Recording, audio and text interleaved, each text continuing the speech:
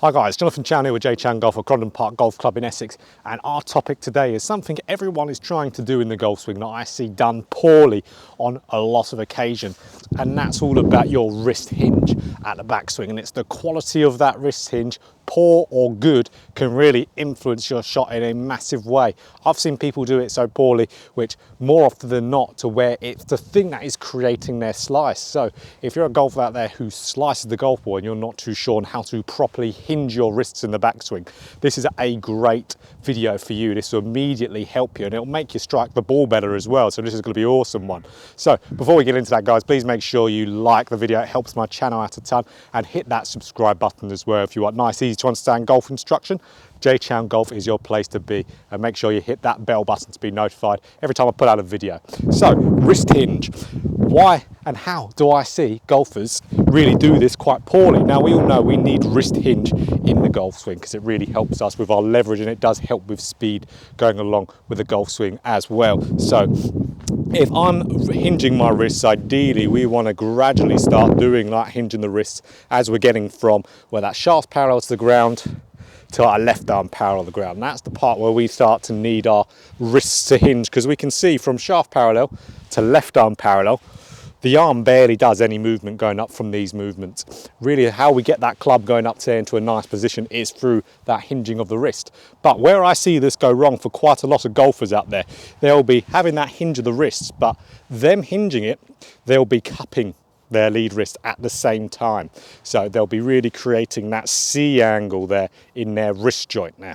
Now, a lot of the times when we are just hinging those wrists, it does create that cup. But if you watch here, I mean, if I'm doing that and I'm cupping that wrist, getting up to that position here, for most of you guys that looks quite normal, but then you can see as I get up to the top of the backswing at still that position, I've got an incredibly cupped left wrist. My club face is wide open there. It wasn't open on the first move in the takeaway here. It opened up because of the poor quality of my wrist hinge.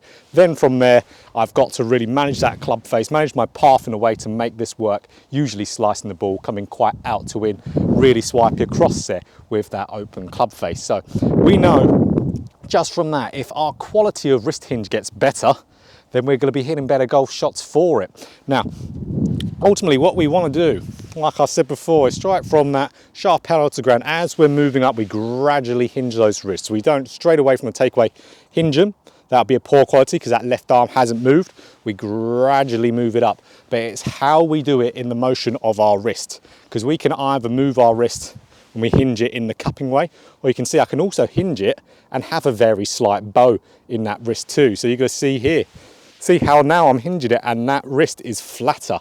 It's flatter. It even does have a very slight bow. So as I'm getting from takeaway position here and then moving it up, moving my left arm up whilst gradually hinging the wrists, I'm at a much different angle, where now if I continue up to the top of the backswing, I've got a much squarer club face up the top there, guys. This is a really important one for you out there. If you really make sure that you're doing this move correctly and your takeaway, that club face is in a good spot, then it won't open up at the top. This is so common, seeing straight away guys hinge that wrist, but they're cupping it at the same time, getting up to the top. Terrible position there where all they can do is a terrible move on the downswing. So making sure, guys, as soon as you're getting back in that backswing and you're moving up to left arm parallel, we're getting that hinge, really make sure you've got a flatter wrist there, really hinging it. So an awesome drill we can do for this. Now this is kind of a drill where we're setting it in that left arm parallel position. So we know a lot of guys are very familiar out there with the L position in the backswing there. Very basic move. But what we're going to do, we're going to get into that position. We're going to stop, we're going to make sure our wrist is in a good spot. Now, I wouldn't mind if guys out there, you really overdid it a little bit. So I'm going to get to that left arm position here.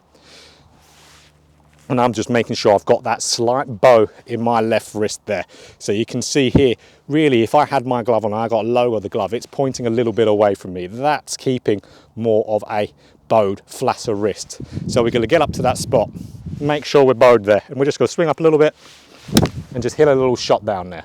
So as you can see, if I really exaggerate it, it would actually turn over to the left a little bit at the same time. So this is a way, guys, just really, if we over hinge and try to get too much movement in that and doing it the wrong way, it's immediately going to cup that wrist. I mean, if I go here and do that same drill, but really cupping it, straight away, Look how far right that ball's gone. I'm only hitting an iron, so that ball's gone very offline. So we've got to make sure the quality of this wrist movement's in there. I don't want to see golfers have a good first move off the ball with a good takeaway, nice and square, and then them losing it from there because they're trying to over hinge those wrists and they're really not too sure on how those wrists hinge properly. We cannot hinge that wrist cupped.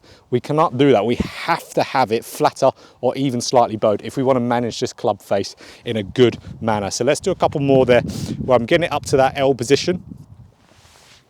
Yep, nice flat there. It's a very challenging drill this as well, so I wouldn't mind if everyone hits it a little bit left when they're doing it. One more there, we're getting to that L position again, making sure we've got a nice flat or even slightly bowed left wrist, just swinging to here, swinging up again, and then through the ball. That was a nice one there.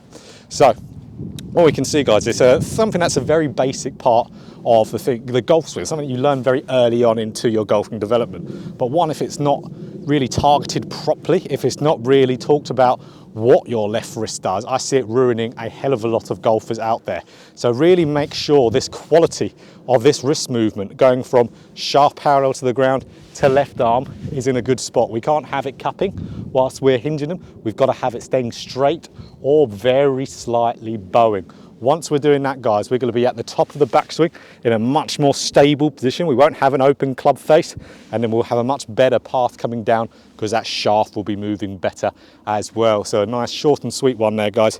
So if you like that video, please press that like button. It helps me out tremendously, and hit that subscribe button if you want nice, easy to understand golf instruction. So like I said again, nice, short and sweet, getting to the point of what we're doing with those wrists when we're hinging them properly. Something that hardly anyone knows about is how you're hinging those wrists going back. Everyone knows you've got to hinge them, but you can't do them one way because it will really influence some really bad shots. So now you guys know this and you've added it to your golfing knowledge. Apply this out there as well. Even if you do it, even if you do it properly, you know now what to look out for if things go slightly wrong. So make sure you're hinging those wrists properly and you have a much better time managing your club face properly at the top of the backswing.